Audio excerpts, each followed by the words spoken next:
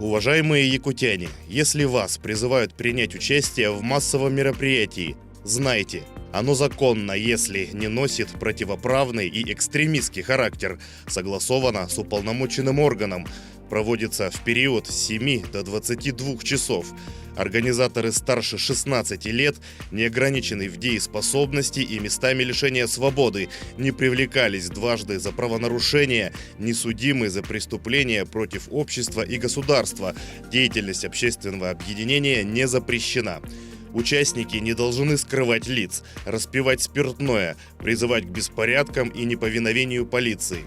Напоминаем, что участие в незаконных публичных мероприятиях влечет административную и уголовную ответственность. Будьте благоразумны, отстаивайте свои права законно.